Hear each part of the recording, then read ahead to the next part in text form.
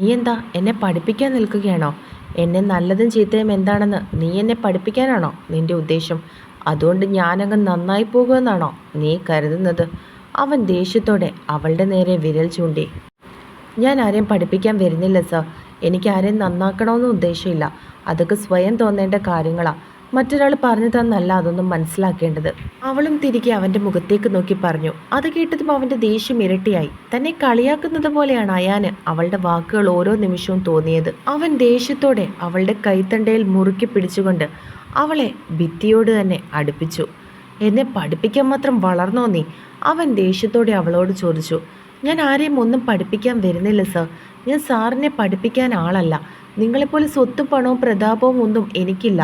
ഞാൻ സാധാരണ ഒരു കുടുംബത്തിൽ നിന്നാണ് വരുന്നത്. ഇതും ജീവിക്കാൻ വേണ്ടി. നിവർത്തികേടുകൊണ്ട് നിങ്ങളെപ്പോലുള്ള ആളുകൾക്കിടയിൽ. അവൾ അവൻ്റെ മുഖത്തേക്ക് നോക്കി തന്നെ പറഞ്ഞു. അത് കേട്ടതും അവൻ ഒന്നുകൂടി ദേഷ്യത്തോടെ അവളുടെ മുഖത്തേക്ക് നോക്കി. പിന്നെ എൻ്റെ ദേഹത്ത് എൻ്റെ അനുവാദമില്ലാതെ ആരും തൊടുന്നത് എനിക്കിഷ്ടമല്ല. അവൾ ദേഷ്യത്തോടെ അവൻ്റെ മുഖത്തേക്ക് നോക്കി പറഞ്ഞതും അവൻ പിടിച്ചിരുന്ന അവളുടെ കയ്യിൽ നിന്നും അവൻ്റെ കൈകൾ അയഞ്ഞു. അവളുടെ വാക്കുകൾ അത്ര ദൃഢമായിരുന്നു. ഞാനല്ല സർ എന്നെ ഇവിടെ ജോലിക്ക് എടുക്കണമെന്ന് റിക്വസ്റ്റ് ചെയ്തത്. സാറിൻ്റെ അച്ഛൻ തന്നെയാണ് ഞാനിവിടെ ജോലിക്ക് വരണമെന്ന് എന്നോട് പറഞ്ഞത്. അതിന് സാർ എന്നോട് ദേഷ്യപ്പെട്ടിട്ട് ഒരു കാര്യവുമില്ല. സാർ സാറിൻ്റെ അച്ഛനോട് പോയി ചോദിക്ക്. അതും പറഞ്ഞുകൊണ്ട് അവൾ ദേഷ്യത്തോടെ അവിടെ നിന്നും വാതിൽ തുറന്നു പോയി. അവൾ പോകുന്നത് നോക്കി ദേഷ്യത്തോടെ അവൻ അവിടെ നിന്നു. പുറത്തേക്ക് ഇറങ്ങിയതും അവൾ തൻ്റെ ഫോൺ എടുത്തു. ഫെലിക്സ് അവളെ ഓർമ്മിപ്പിച്ചിരുന്നു ജോലി കിട്ടിയാൽ ഉടനെ അവനെ വിളിക്കണമെന്ന്. അത് ഓർത്തതും അവൾ അവൻ്റെ ഫോണിലേക്ക് വിളിച്ചു. ഹലോ ആമി, എന്തായി?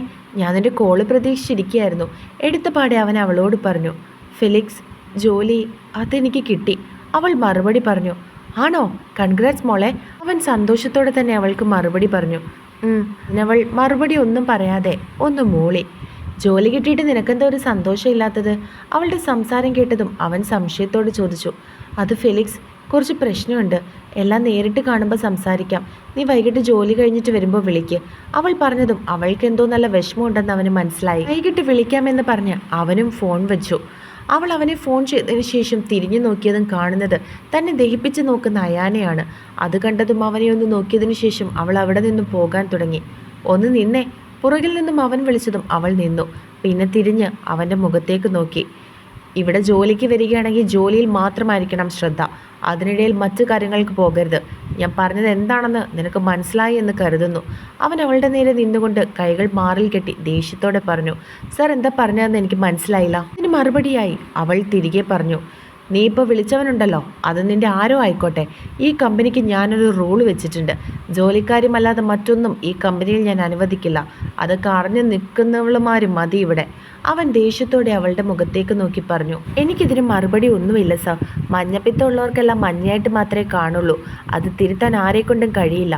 അവൾ പറഞ്ഞിട്ട് അവിടെ നിന്നും പോകാൻ തുടങ്ങിയതും അവളുടെ കയ്യിൽ പിടി വീണിരുന്നു. നീ എന്താടി ഓവർ സ്മാർട്ടാകാൻ നോക്കുകയാണോ? എൻ്റെ കമ്പനിയിൽ ജോയിൻ ചെയ്യാൻ വന്നിട്ട് എന്നോട് എതിർക്കാൻ നിൽക്കുന്നോ? ഇതിനേക്കാൾ കൂടിയ ഇനത്തിനെ ഈ അയാൻ കണ്ടിട്ടുണ്ട്. കൂടുതൽ കളിച്ചാലുണ്ടല്ലോ നീ പിന്നെ ഗൾഫ് രാജ്യം പോലും കാണാത്ത വിധമാക്കി തീർക്കാൻ ഈ അയാൻ അറിയാം. അവൻ ദേഷ്യത്തോടെ അവളുടെ മുഖത്തിൻ്റെ നേരെ മുഖം അടുപ്പിച്ചുകൊണ്ട് പറഞ്ഞു. അതിനവൾ മറുപടി ഒന്നും പറയാതെ നിസ്സഹായതയോടെ അവൻ്റെ മുഖത്തേക്ക് നോക്കി.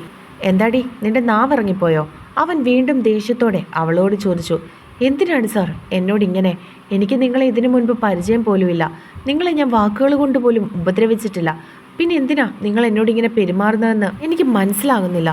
എൻ്റെ സാന്നിധ്യമാണ് സാറിനെ ദേഷ്യം പിടിപ്പിക്കുന്നതെങ്കിൽ ഞാൻ ഇവിടെ നിന്നും പൊയ്ക്കോളാം. സാറിന് ഇഷ്ടമുള്ള ആളിനെ സാർ ജോലിക്ക് എടുത്തോളൂ. അവൾ ദയനീയമായി അവൻ്റെ മുഖത്തേക്ക് നോക്കി മറുപടി പറഞ്ഞു. എന്തിനോ അവളുടെ കണ്ണുകൾ നിറഞ്ഞിരുന്നു.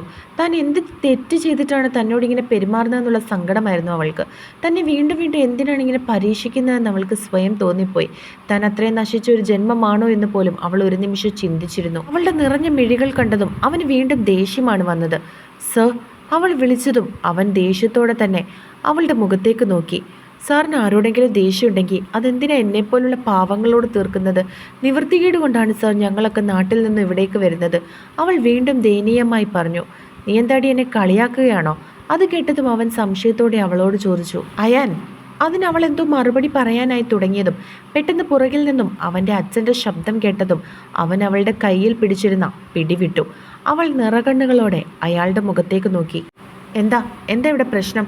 അയാൾ അവൻ്റെ അടുത്തേക്ക് വന്നുകൊണ്ട് ചോദിച്ചു. പ്രശ്നമൊന്നുമില്ല അച്ഛാ. അവൻ അയാളെ നോക്കി മറുപടി പറഞ്ഞതും അയാൾ ദേഷ്യത്തോടെ അവൻ്റെ മുഖത്തേക്ക് നോക്കി. പ്രശ്നമൊന്നും ഇല്ലാഞ്ഞിട്ടാണോ ഈ കുട്ടിയുടെ കണ്ണുകൾ നിറഞ്ഞിരിക്കുന്നത്? പറ കുട്ടി, എന്താ പറ്റിയത്? അയാൾ അവളെ നോക്കി ചോദിച്ചു. കേട്ടതും അവൾ അയാൻ്റെ മുഖത്തേക്ക് നോക്കി. അവിടെ അവളെ കൊല്ലാനുള്ള ദേഷ്യത്തോടെ നോക്കുകയാണ് അവൻ. സർ, വേറൊരു നിവൃത്തിയും ഇല്ലാഞ്ഞിട്ടാണ് ഞാൻ സാറിൻ്റെ കമ്പനി ജോലിക്ക് വേണ്ടി വന്നത്. അതാരുടെയും ഭീഷണി കേൾക്കാനല്ല. ഞാനിവിടെ ജോലിക്ക് കയറുന്നത് സാറിൻ്റെ മകൻ ഇഷ്ടമല്ല. സാർ എന്നെ ഇവിടെ എടുത്തു എന്നറിഞ്ഞ ആ നിമിഷം മുതൽ എന്നെ ടോർച്ചർ ചെയ്യാൻ തുടങ്ങിയതാണ് ഈ സാറ്. ഞാൻ എൻ്റെ ഫ്രണ്ടിനോട് സംസാരിക്കുന്നത് പോലും മറ്റൊരു രീതിയിലാണ് ഈ സാറ് കാണുന്നത്. ഇങ്ങനെ ടോർച്ചർ സഹിച്ച് ഇവിടെ ജോലി ചെയ്യാൻ എനിക്ക് ഒരു താല്പര്യമില്ല സർ. I am sorry. നിവൃത്തികേടുണ്ട്, വീട്ടിൽ ബുദ്ധിമുട്ടുമുണ്ട് എന്ന് കരുതി ആത്മാഭിമാനവും കളഞ്ഞ് ഇവിടെ ജോലിക്ക് കയറി കുത്തുവാക്കുകളും അപവാദങ്ങളും കേട്ട് നിൽക്കാൻ എനിക്ക് ബുദ്ധിമുട്ടുണ്ട് സാർ. എൻ്റെ സ്ഥാനത്തേക്ക് സാർ മറ്റാരെങ്കിലും നോക്കിക്കോളൂ. അതും പറഞ്ഞിട്ട് അയാളുടെ മറുപടിക്ക് കാത്തു നിൽക്കാതെ അവൾ അവിടെ നിന്നും ഇറങ്ങാൻ തുടങ്ങി.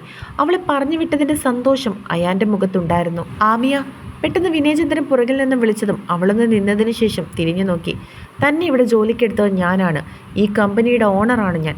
എൻ്റെ അവകാശവും അധികാരവും കഴിഞ്ഞിട്ടേ ഉള്ളൂ മറ്റാർക്കും ഈ കമ്പനിയിൽ സ്ഥാനം.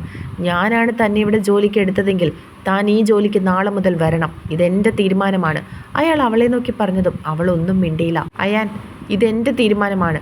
എൻ്റെ തീരുമാനത്തെ ധിക്കരിക്കാനാണ് നിനക്ക് താല്പര്യമെങ്കിൽ അതാകാം. എൻ്റെ മകൻ എൻ്റെ തീരുമാനത്തെ അംഗീകരിക്കുമെന്ന് എനിക്ക് വിശ്വാസമുണ്ട്. അയാൾ അവൻ്റെ മുഖത്തേക്ക് നോക്കി പറഞ്ഞു. അതിനവൻ ഒന്നും മിണ്ടാതെ അയാളുടെ തീരുമാനത്തെ അംഗീകരിച്ചതുപോലെ അവിടെ നിന്നും പോകാൻ തുടങ്ങി. അയാൻ, പെട്ടെന്ന് അയാൾ പുറകിൽ നിന്നും വിളിച്ചതും അവനൊന്ന് നിന്നു. നീ കുട്ടിയോട് മാപ്പ് പറയണം. അയാൾ അവൻ്റെ മുഖത്തേക്ക് നോക്കി പറഞ്ഞതും അവൻ ഞെട്ടി. അച്ഛൻ എന്തായി പറയുന്നത്? നമ്മുടെ സ്ഥാപനത്തിൽ ജോലിക്ക് വന്ന ഇവളോട് ഞാൻ സോറി പറയണമെന്നോ? നോ വേ, അതൊരിക്കലും നടക്കില്ല. അയാൻ്റെ തല ആരുടെയും മുൻപിൽ താന്നിട്ടില്ല. അതൊരിക്കലും ഒരാളിൻ്റെ മുൻപിൽ ഇനി താഴുകയുമില്ല, പ്രത്യേകിച്ച് ഇവളെപ്പോലെ ഉള്ളവളുമാരുടെ മുൻപിൽ. അവൻ ദേഷ്യത്തോടെ അവളുടെ മുഖത്തേക്ക് നോക്കിക്കൊണ്ട് പറഞ്ഞു. അവളോട് എന്തുമാത്രം അവന് ദേഷ്യമുണ്ടെന്ന് അവൻ്റെ മുഖത്തു നിന്ന് തന്നെ മനസ്സിലാക്കാൻ സാധിക്കുമായിരുന്നു. അയാൾ ദേഷ്യത്തോടെ അവനെ വിളിച്ചു. എൻ്റെ പേരിൽ നിങ്ങൾ തമ്മിൽ ഒരു വഴക്ക് വേണ്ട സർ. എനിക്കാരുടെയും സോറിയും വേണ്ട. എനിക്കിവിടുത്തെ ജോലിയും വേണ്ട. ഞാൻ ഇവിടെ നിന്ന് പൊയ്ക്കോളാം. അവൾ അയാളെ നോക്കി പറഞ്ഞു. അങ്ങനെയല്ല കുട്ടി, ഇവിടെ ഇപ്പോൾ ഉടമസ്ഥനും ജോലിക്കാരനുമല്ല, രണ്ട് മനുഷ്യർ മാത്രമാണ്. അയാൻ, നീ കുട്ടിയോട് പറഞ്ഞതിനെല്ലാം ഇപ്പോൾ ഇവിടെ വെച്ച് സോറി പറയണം. ഇതെൻ്റെ തീരുമാനമാണ്. അയാൾ വീണ്ടും അവൻ്റെ മുഖത്തേക്ക് നോക്കി പറഞ്ഞു. ഇന്നുവരെ അവൻ്റെ അച്ഛനെ ധിക്കരിച്ചിട്ടില്ല. അയാളുടെ വാക്കുകൾക്ക് വില കൽപ്പിക്കാതെ ഇരുന്നിട്ടില്ല. അതുകൊണ്ട് തന്നെ അയാൾ അങ്ങനെ പറഞ്ഞതും അവനത് ധിക്കരിക്കാൻ തോന്നിയില്ല. പക്ഷേ അവളുടെ മുൻപിൽ താഴ്ന്നതിൻ്റെ ദേഷ്യം അവന് നന്നായിട്ട് തന്നെ ഉണ്ടായിരുന്നു. അവൻ ദേഷ്യത്തോടെ അവളുടെ അടുത്തേക്ക് നടന്നു. അവൾ അവൻ്റെ മുഖത്തേക്ക് നോക്കി. സോറി, അവൻ ദേഷ്യം കടിച്ചു പിടിച്ച് അവളോട് പറഞ്ഞു. അതിനവൾ തിരികെ മറുപടി ഒന്നും പറഞ്ഞില്ല. ഞാൻ ഇന്ന് വരെ ഒരു പെണ്ണിനോട് പോലും സോറി പറഞ്ഞിട്ടില്ല. ഇതെൻ്റെ അച്ഛൻ പറഞ്ഞതുകൊണ്ട് മാത്രമാണ് എന്ന് കരുതി നീ ജയിച്ചു എന്ന് കരുതണ്ട. ഇതിവിടം കൊണ്ട് അവസാനിക്കുന്നതുമില്ല. കാത്തിരുന്നോ നീ? അവൻ ദേഷ്യത്തോടെ അവളോട് പറഞ്ഞു. അയാളാണെങ്കിൽ അത് കേട്ടിരുന്നതുമില്ല. അവൻ മറ്റെന്തോ അവളോട് പറയുന്നത് പോലെ തോന്നിയതും അയാൾ അവനെ വിളിച്ചു. അത് കേട്ടതും അവൻ ദേഷ്യത്തോട് ഒന്നുകൂടി അവളെ നോക്കിയതിനു ശേഷം അകത്തേക്ക് കയറിപ്പോയി. ആ ഒരു സോറി തന്നെ അവൻ എന്തുമാത്രം ദേഷ്യത്തോടെയാണ് പറഞ്ഞതെന്ന് അവൾക്ക് നന്നായിട്ട് അറിയാമായിരുന്നു. കുട്ടി നാളെ ജോലിക്ക് വരണം. ഇതെൻ്റെ തീരുമാനമാണ്. ഞാനാണ് തന്നെ ഇവിടെ ജോലിക്ക് എടുത്തത്. അതുകൊണ്ട് തനിക്ക് താല്പര്യമുണ്ടെങ്കിൽ നാളെ തന്നെ താൻ ഈ കമ്പനിയിൽ ജോയിൻ ചെയ്യണം. വിനയചന്ദ്രൻ അവളുടെ മുഖത്തേക്ക് നോക്കി പറഞ്ഞതും അവൾക്ക് മറുത്തൊന്നും സംസാരിക്കാൻ പറ്റിയിരുന്നില്ല. അവൾ ഒന്നും മിണ്ടാതെ അവിടെ നിന്നും ഇറങ്ങി. ആമിയ, പുറകിൽ നിന്നും വീണ്ടും വിനയചന്ദ്രൻ വിളിച്ചതും അവൾ തിരിഞ്ഞു നോക്കി. തിരികെ താമസിക്കുന്ന ഹോസ്റ്റലിലേക്ക് പോകാൻ അറിയോ? അയാൾ ചോദിച്ചത് ഒരു നിമിഷം അയാൾ തന്നെ കരുതുന്നതോർത്ത് അവൾക്ക് സന്തോഷവും സങ്കടവും തോന്നി. ഈ നാട്ടിൽ പുതിയതല്ലേ, അതുകൊണ്ട് ചോദിച്ചതാ. അവൾ നോക്കുന്നത് കണ്ട് അയാൾ മറുപടി പറഞ്ഞു. അറിയില്ല, ആരോടെങ്കിലും ചോദിച്ചു പോയിക്കോളാം സർ. അവൾ അയാളെ നോക്കി മറുപടി പറഞ്ഞു. ആ കുട്ടിയോട് ചോദിക്കുക. അതിൻ്റെ പേരെന്തായിരുന്നു? അയാൾ അറിയാത്തതുപോലെ ചോദിച്ചു. സാൻഡ്ര. അവൾ മറുപടി പറഞ്ഞു.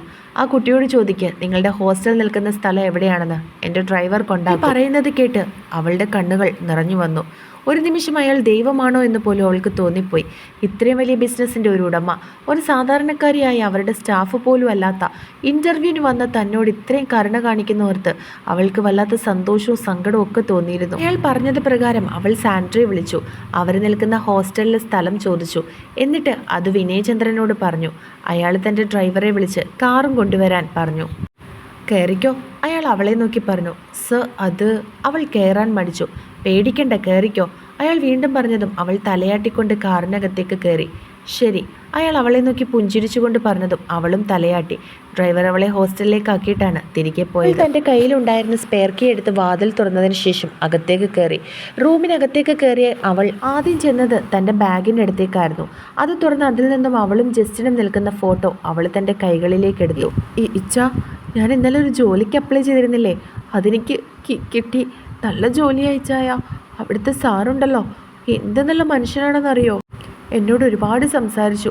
വീട്ടിലെ കാര്യങ്ങളും പപ്പയുടെ കാര്യങ്ങളും ഒക്കെ ചോദിച്ചു. പക്ഷേ ഞാൻ ഇച്ചായൻ്റെ കാര്യം പറഞ്ഞില്ല. മനഃപൂർവ്വമാണ് പറയാഞ്ഞത്. എന്തിനാ വെറുതെ? ഇച്ചായനിൽ അതിൽ സങ്കടമുണ്ടോ? ഇല്ലെന്നാ എൻ്റെ മനസ്സ് പറയുന്നത്. ഞാൻ എന്ത് ചെയ്താലും അതിലൊരു ശരി കണ്ടെത്തുന്ന ആളല്ലേ. അവൾ അവൻ്റെ മുഖത്തേക്ക് നോക്കി ഒന്ന് തലോടിക്കൊണ്ട് പുഞ്ചിരിച്ചു.